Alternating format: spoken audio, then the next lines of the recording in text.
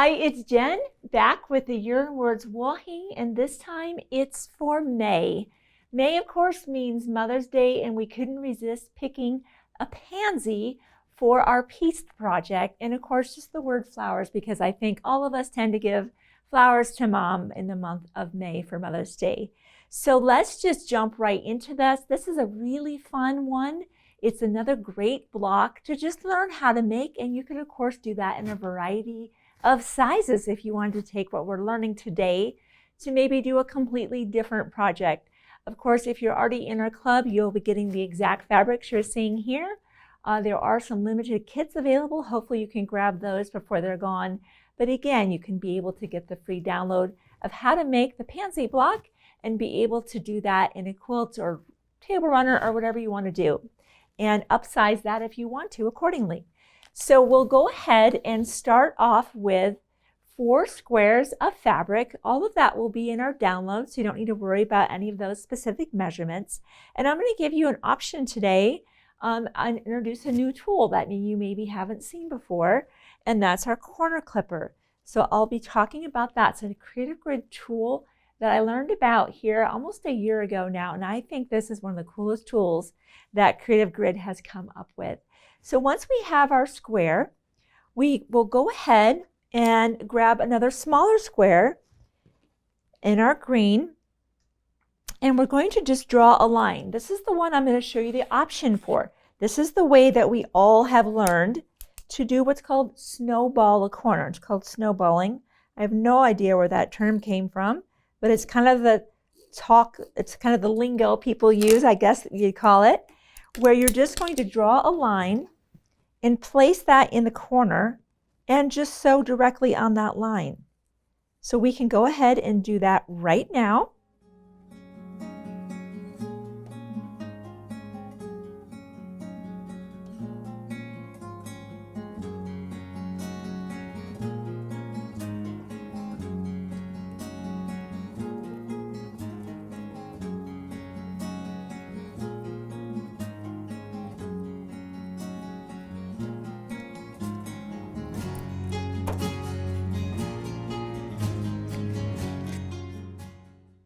Okay, and as you would expect, we just press away all the way fully into that corner. And then once we're happy and we feel like, yep, I have that nice 90-degree corner, I just pull it back. Then I go back. Actually, I'll use a regular straight edge here. And I just trim that away. That's how I learned how to snowball a corner. Now, if that's a method you're comfortable with, you don't even want to learn about a new tool, I get that. That's okay. You'll keep doing that with all 4 of those. Then you'll go back and you'll repeat that process where you would draw the line, place this on the other side, and again, sew directly on the line. That's absolutely works by all means. I want to show you an option. So let's pretend, here, I'll draw the line so it's easier for you to see where that would happen.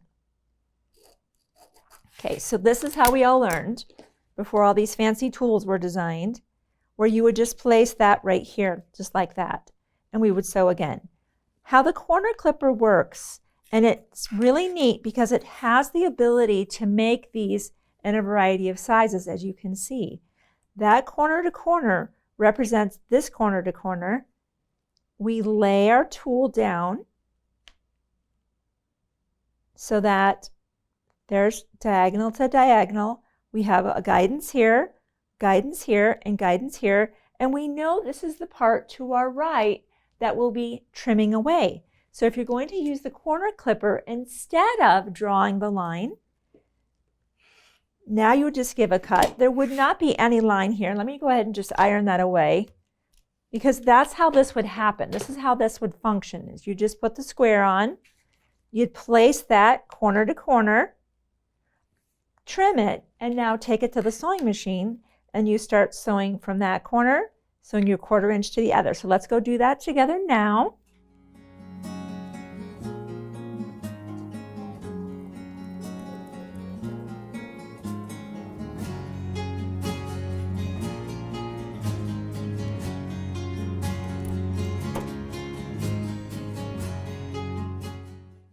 And notice I don't have to, I'll press away, and notice I don't have to come back and trim away because we already took care of that in our previous step. So we'll go ahead and press away. So isn't that a great tool? Anytime now I have blocks where I snowball those corners, I'm like, where's that corner clipper tool? So I wanted to introduce it to you. Not required. You can absolutely do it the way we all learned, and it works well. So that's just a choice for you. So you'll repeat that. Let me go trim off some of my threads there. You'll repeat that with your other 3 squares until they all look like this. So let me grab those out. And now you'll just orient them as such. And there's your flower. So we'll go ahead, right side together, and pin. Now I want this intersection to come together really nicely. So while I will place those right side together, I want this point coming together more than I care about this point. So I'm going to flip this over. And I'm going to start sewing right there because that needs to come together well. So let's go ahead and sew again.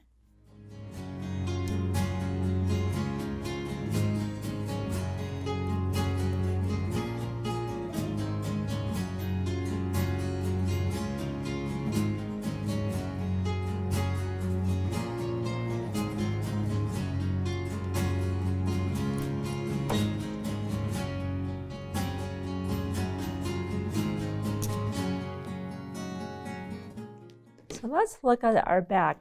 You have the choice of, I'll give you a choice again. I love giving you choices. You get to fiddle around with fabric and figure out what you love to do, and it becomes, you know, your convention, your habit. You can either press those to one side or the other if you wanted to have interlocking seams. And I can see this seam really kind of wants to go this way. Hey, on this one we pressed open. On this one, let's press to the side. Let's try a different option and see how that works out for us. We too here will experiment a lot so that we're able to know, well, what are the options with this one? Can we press to that side and it'll still come out? So let's try that. We'll just naturally go with the fact that there's a seam here and nothing here, and it wants to go that direction. So let me orient that just so. You know, I think that's actually a great option. A, the fabric already wants to go there. And B, right there, you see that spot right in the middle? I get a beautiful interlocking seam. Whenever you have that interlocking seam, or even if you pressed your seams open, whatever you prefer, that's going to be the area that we go ahead and pin first, because we have to have that point come together in the middle like that. That's what we're looking for in a good quality piece block. It's where the points come together. And if you're a quilter, you already know that. So let's sew again.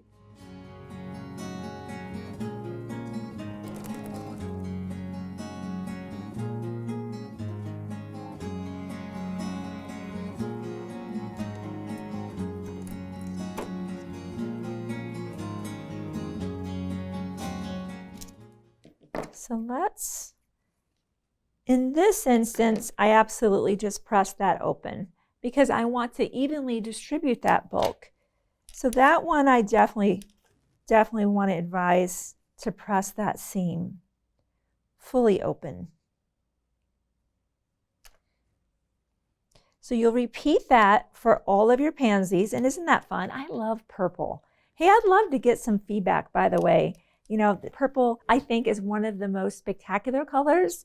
And we don't actually see a lot of purple fabric collections come through when we see sample fabrics. So I'd love to get your feedback on the color purple. Let me know what you think about it.